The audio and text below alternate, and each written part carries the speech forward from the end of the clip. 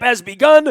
We have spent some time with Joe Flacco. You can hear that in the Buy a Toyota Audio Vault, as well as John Harbaugh, Terrell Suggs, all of the purple coming out, but just in time for this baseball pennant race. I've known this guy a couple of decades. He was a longtime sports writer, baseball writer, and now historian and author, formerly at USA Today. He is a writer in residence. I'm looking to get that gig, my future gig, at Johns Hopkins University. He resides in Vienna, Virginia, where my wife and I did our little anniversary turn with Huey Lewis in the News down at Wolf Trap the other night. But he gets up to Baltimore for baseball games, and now that the Nationals have planted down in D.C., he doesn't have to go far to the other side of the Beltway to see two first-place teams. He is Tim Wendell, author of 11 books, including Castro's Curveball, Down to the Last Pitch, and something we're going to discuss, politics, yes, sports, baseball, and America, a book called Summer of '68. We welcome one of our defending champions, one of our erudite, thoughtful leaders in sports and baseball. We welcome Tim Wendell back to the program. Tim, what's going on, man? How's life in the summertime with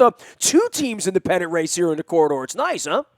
It's great. It's hot, Nestor. Even though I'm beginning to worry about the Nationals bullpen. They seem to blow games late as opposed to the Orioles who tend to win games late. But yeah, it's good to have two teams in first place right now. Well, and look, I've been up and down the Masson River, and that thing's never going to end, and these owners don't like each other, and the money back and forth. But, this is a huge week to say we're serious about having a World Series somewhere in the I-95 corridor. And the Nationals probably appear closer than the Orioles do at this point. But the trading deadline coming up, we hear so much about the trading deadline, and then after these deals are made, very few of them ever really lead said team to the promised land.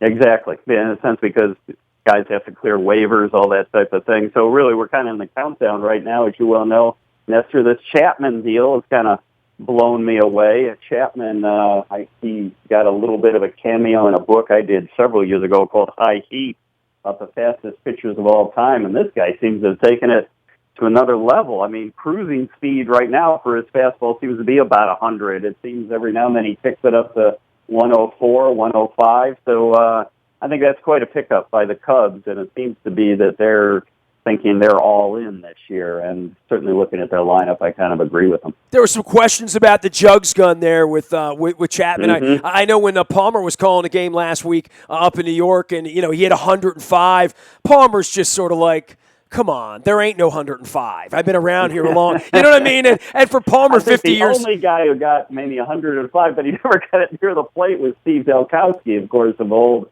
Oriole fame, which is probably the most star-crossed career ever from a pitcher. But, yeah, it's become almost like the amusement park ride, Nestor, as you well know. It's like, I heard Palmer saying that, and he and I have talked about that in the past. I think they dial up this jugs gun or whatever the radar gun is in respective parks simply to kind of amp things up. So probably 105 is more likely. Or to help trading, prowess as well. I mean, right. If you can throw 105, we know one thing: you're not hurt, right?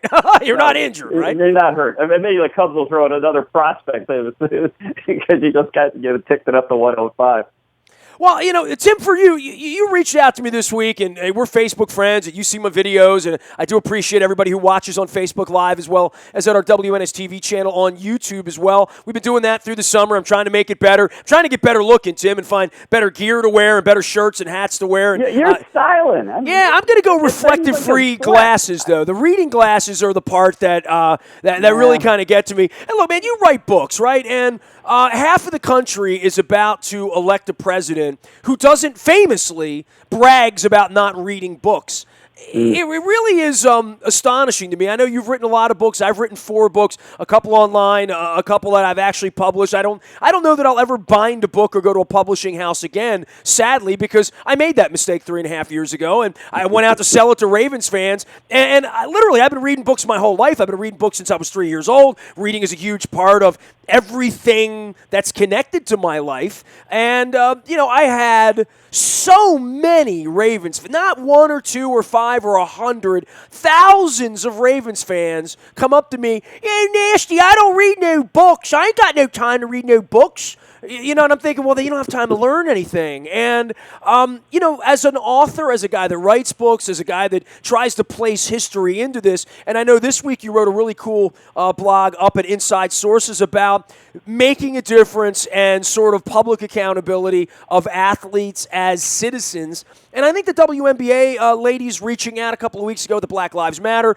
whether you agree with it, don't agree with it, not the politics on it, but people speaking up, there is incredible candor in some parts and incredible fear in other parts. Every time I say something political, half the world wants to kill me. And that's the world we live in now. I don't know if I was making $100 million being a baseball player in the pennant race right now that I would be so quick to speak out, but that's part of the American way. Speaking out is what we're supposed to be doing. And in the 60s, as you've documented, this was a big part of a lot of the change in and around Martin Luther King and riots and movements and political activism and free love and all that other good stuff that you have encapsulated in a book. But you got to read the damn book in order to learn, right?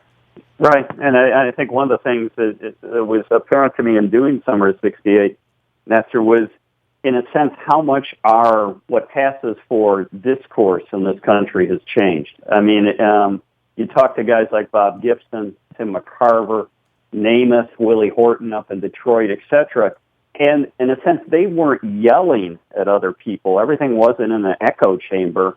They were trying to have conversation. They were trying to have some kind of back and forth with people, and I think the country was better for it. And in a lot of ways, we've lost that. At times I find even, okay, am I just kind of calling up online or on Facebook, the things I want to hear, or do I want to, in a sense, open things up a little bit and try to find out other things that maybe would rock my world? And you rock your world by reading. I hate to sound like some kind of, old professor, right?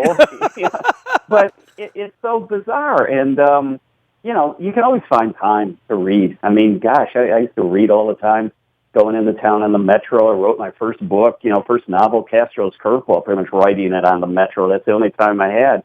And it opens up a world. And I think what intimidates people a little bit these days about reading and maybe books is that, they look long, but you kind of take them in chunks and go at them, which maybe is easier with, say, Kindle or even Nook. But the other thing that I think blows me away, and I find it with my grad students, that they maybe read something that they kind of like, an author they like, and it's almost like they're stymied at that point. They're not sure where else to go.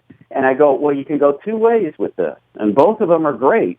One, you can go deep. Say maybe you just finished reading, I don't know, Jim Harrison, Daniel Silva, Richard Ford. I mean, they all, who cares?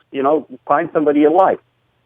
Go deep with them. What else have they done? And kind of, read more of their stuff. The other thing you can do is, and Jim Harrison comes to mind, it's been on my mind, because he passed away a couple months ago, and I love his stuff. And he said at one point, find the other guys, in a sense, find my posse, so to speak. Find the guys that I'm compadres with. Find the fellow writers that I kind of hang out with. And already you start with a list. It's Thomas McGuane, Richard Ford, Robert Stone. It goes on and on. And so you can go either long, can go, in a sense, vertical, or you can go deep, in a sense, too, and go horizontal. And I think that allows you to kind of go, I kind of like that. What else is there? And before you know it, you're finding yourself, you're reading a little bit more. And that really opens up your mind. And God knows in this country, we need to open up our minds a little bit more. Tim Wendell joining us here. He is the good professor at Johns Hopkins University, the author of 11 books, including Castro's Curveball and the aforementioned Summer of '68. You wrote a piece this week that was linked out on Twitter, 60s Athletes Made a Difference.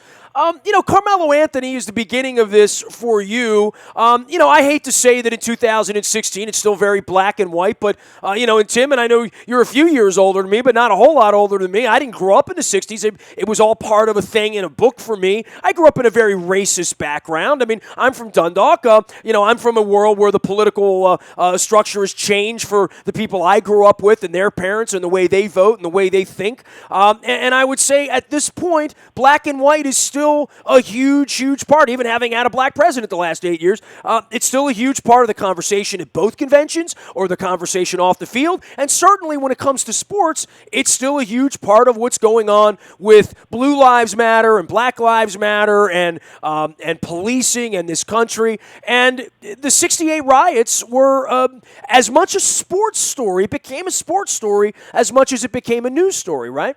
Very much so. I mean, I think you look at the riots in Detroit, after, in a sense, just before the 68 season gets going, and the athletes were much more involved. One of the stories I just love, and I think it's great, Carmelo Anthony's, putting together these meetings. I think it's great, Michael Jordan's kind of finally putting some money in the game, even though I find myself still flashing back to the comment, Michael Jordan believes more in commerce than conscience, and I think that's maybe still the case. It's nice to see the change. But athletes were much more part of the community. And one of my favorite stories from summer of 68, and I love this guy. Anytime I go to Detroit, I try to find time to visit him. He's still in the front office with the Tigers, is Willie Horton, who was a great outfielder for the Tigers. And when the riots started in Detroit, and these riots were bad. We think it's bad now. It was worse in 68. Well, I mean, now we have machine guns on the street, so it is a little different. You know what I mean? Literally, it's a little different right now. It's a little different. But, 68 is about as close as we've come to being torn apart as a country probably since the Civil War. And the riots started in Detroit, worst riot since the Civil War. And Willie Horton heard about it, had grown up in the projects of Detroit, pretty much ran out of the clubhouse at Old Tiger Stadium. The only thing he changed out of was his cleats. He's still wearing his jersey, still wearing his uniform. And he went down to where the riots were starting and climbed on top of a taxi cab and pleaded with people to stop and go home. Unfortunately, not enough listened to him. But in doing that, he just endeared himself so much to the community. And if you walk around today, downtown Detroit with Willie Horton, people still know him. And they come up and they say, thanks for saving the city. And in a sense, they're trying to save the city. And what he'll tell you is, man, I just was trying to do what I could. And then ironically, maybe in a sense, the city, the community coming together when the Tigers win the World Series in 68, they saved me. And I think I blame money a little bit here. And it's easy to blame money. But, the athletes make so much more these days that they're not really a part of our communities anymore. They're living in some mansion and some cul-de-sac. And there's no reason for them to come down from their ivory tower to get screamed at, yelled at, fired. I mean, Kurt Schilling popped off his mouth. He'll never work again, right? I mean, literally, right? I mean, that's kind of the culture we're in now, where Stephen A. Smith can say whatever he wants in the middle of the afternoon. Kurt Schilling says something stupid in the middle of the night, he gets fired. And a lot of that does have to do with the politics of whatever alphabet soup that's in front of your name, or the politics of the owner of the franchise that pays you $15 million a year to make baskets, shoot goals, hit baseballs, throw baseballs, catch footballs, whatever it is. I would say this, Tim, for Baltimore, we've had our own issues 15 months ago. I mean, they call it unrest. I saw it. It was a riot. Ray Lewis and the Ravens were the first ones on the bus the next morning going into troubled neighborhoods for a cleanup to try to preach for peace. So I do think sports could, should, and is, and sometimes on its best days. And I know when we see, the Craig Sagers and the Jimmy V's and cancer, especially what my wife's been through. There's the New Orleans Saints with Drew Brees after Katrina and all that. We see good things, but then we see 5 years later Will Smith getting gunned down in New Orleans and on a road rage incident, right? So sports becomes part of that as well, right? Very much. I mean, and that's the thing. I don't think maybe the athletes, but certainly the organization and agents don't realize is sports is a part of all of it. So you might as well kind of preach from your heart and be involved because, as you just point out, you're going to be involved anyway, whether there's somebody just putting your image up and such. And I kind of blame a little bit this current generation, and maybe it's changing, this current generation of athletes where maybe they've been told too much by ownership, too much by their agents, just stay out of all that. It's too complicated. It's too messy. Well, you'll Michael hurt your Jordan has revenue. famously been ripped for 25 years by the black media for not speaking up enough. And even last week, he got involved with some level of charity, and people said, well, it's not ethnic enough for us. I mean, there's always going to be that criticism, even when you stroke a check, even when you do something good. If you come out for Hillary, everyone who likes Trump's going to hate you. If you come out for Trump, everyone who likes Hillary or Bernie are going to hate you. That's the discourse in this country right now, and I agree with you. It's frightening, but I also would look at it and say, if I were some retired baseball pitcher, why would I get involved at this point, especially if I had a house on a hill somewhere? Yeah, that's true. But I think I go back to what my old friend Gates Brown, the late Gates Brown, said, the great pinch hitter for the Detroit Tigers. He said, and we were talking about 68 specifically, and he said at one point, it's going to break your heart one way or the other. So you might as well be involved. And the thing is, you can't, this world's too crazy. It's too, at times, out of control. Okay, pick your spot, but in a sense, be involved. And I think a lot of what, way we get so worked up at times is we're all in our respective camps. When we start talking to each other, kind of person to person, neighbor to neighbor, may take some time to listen, then I think things start working out better. But I think I go back to what Gates said, at least make the effort, at least get out there, and in a sense, you're never going to be safe. And so this whole thing of being safe, and I'm going to be safe in my mansion on the hill, or I'm going to be safe with my organization and just kind of toe the party line, it ain't going to work. So I think you might as well be true to yourself. Tim Wendell writes books and talks about baseball and does things as a writer in residence at Johns Hopkins University. You can find him at timwendell.com as well as out on Twitter at Tim_Wendell. That's Wendel. How about this pennant race, Tim Wendell? We got the Orioles and the Nationals both in first place at this point. We got a trading deadline this week. These trading deadlines have been, overplayed in the last 20 years that these movements happen. This is a year where nothing major feels like it's going to happen. And I've talked to some people this week about whatever happened to the old I trade my is for your is. Why wouldn't the Orioles, why wouldn't another team want to mark Trumbo for their pitcher? And I know this week we talked to Menez and Upton and that thing fell through. A lot of times in modern baseball, it's here's my $15 million mistake for your $12 million mistake. Exactly. Well, I think you just said it there, Nestor. The money is so big, it's like $15 million mistake. I think trying to work out the money sometimes is what holds this whole thing up. But I agree with you, and I think some of it, we were just talking prospects a little bit earlier with the Chapman deal and all that. You go back to a deal like John Smoltz with Doyle Alexander and, with the Tigers and the Braves.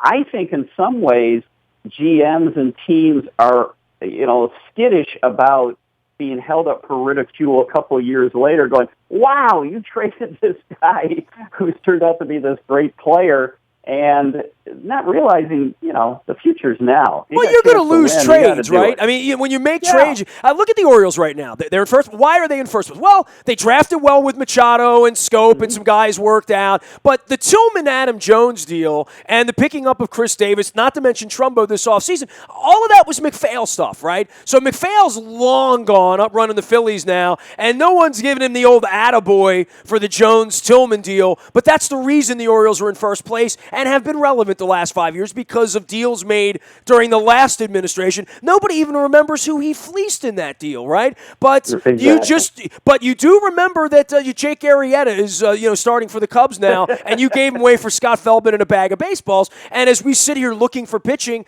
we can look for Rodriguez in Boston. You can look at Davies in Milwaukee for Gerardo Pera. Pittsburgh's even got a kid that they got in the Travis Snyder deal that's made a star for them. It was an Oriole farmhand that nobody's ever heard of before. So when you get fleeced out of these deals, there is a little egg coming down your face. But hey, if the Orioles had won the World Series a couple of years ago, we wouldn't be talking about losing Andrew Miller for Eduardo Rodriguez, right?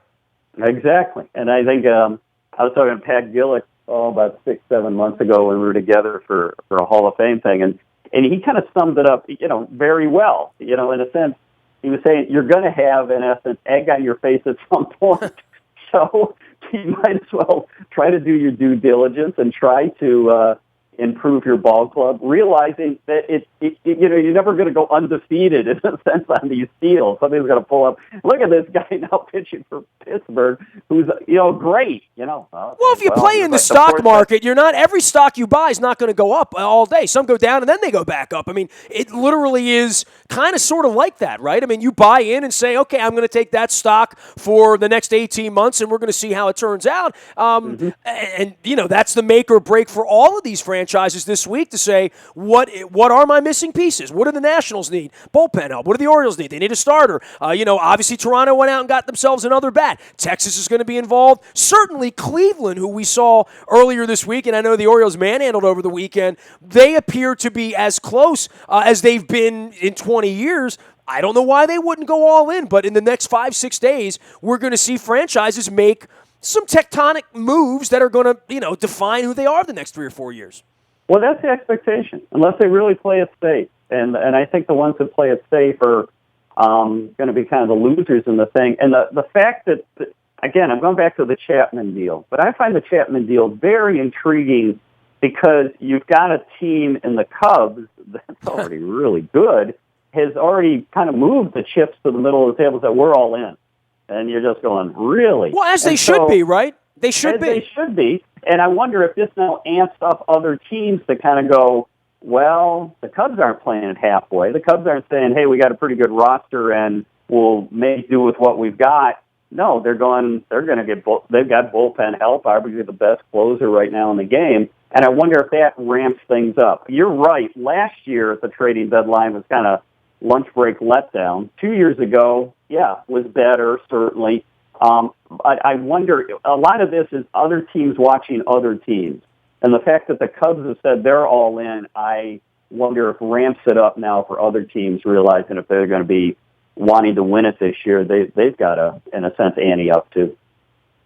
Well, and the Aroldis Chapman thing's even more fascinating because as the trading deadline is here, all we talk about is whether the fastball is 103 or 104 or 105. We don't talk about the domestic abuse, which in the offseason, everybody's all stirred up about the latest Ray Rice guy, and, he's shooting off guns in Miami and beating his wife and this and that. And he was radioactive, man. He was toxic in February. Only the Yankees would take him on, and now the Cubs are giving away the farm to rent him for 8 weeks. It is strange how all of that's kind of gone away quite quickly. Very much, And the thing is, you're striking out guys suddenly a lot forgiven. Now Joe Madden's sitting there making excuses for him, where 5 months ago he would have said, we can't have that guy here, No. And I love Joe, but it's kind of funny how talent, especially if talent fits a specific need on your ball club, suddenly you're more than willing to look the other way. But, Hey, the White Sox didn't look the other way on Chris Sale, though, for all his talent. Dude, that's an all-timer, right? I mean, you've been at this a long time. Name me anything you've ever heard of that's been more insubordinate. I mean, I know in the heat of the moment there's beanballs and there's brawls and things get said and things get done, but this is outrageous, from a baseball management standpoint. I wonder if it was premeditated in some ways. I wonder if he was going, get me out of here. I want to go to the Dodgers. I want to go to whatever. I want to be traded. But I don't know. Maybe that's putting too much into it. Well, there's a famous story about a Baltimore broadcaster who, 35 years, who legitimately, like the story goes, he literally dropped a deuce on his boss's desk. Literally went in there and just excrement on that's a famous story in Baltimore lore. Whether it really happened or not, I don't know. But this, when I think about things that have happened within the structure, like Mike Nolan's famous melted ice cream story all over his desk, that Dan Snyder left ice cream all over his desk to melt because he didn't want a vanilla, defense. When I think of these incredibly egregious things that have happened inside the framework of sports, this is a new one. Going in and cutting up all of the jerseys. I mean, it really feels like he needs a psychological examination. Did you think they look that bad? That was the weird thing. He cut them all up, and then people were wearing them in the stands. And I was like going, I don't know, maybe whatever. The best one, did you see somebody put up on Twitter, a Sale fan, and it showed up at the game like day or so after this. Yeah, with taped up jersey. I saw that. Taped up jersey. I loved it. I was going, that guy's thinking. Well, when you're in fourth place, you got to do something as a White Sox fan. But when you're the White Sox, from a management standpoint, can you imagine the general manager goes down, the equipment manager finds the uniforms in shreds. There's a sponsorship tied to it. Major League Baseball's involved in it.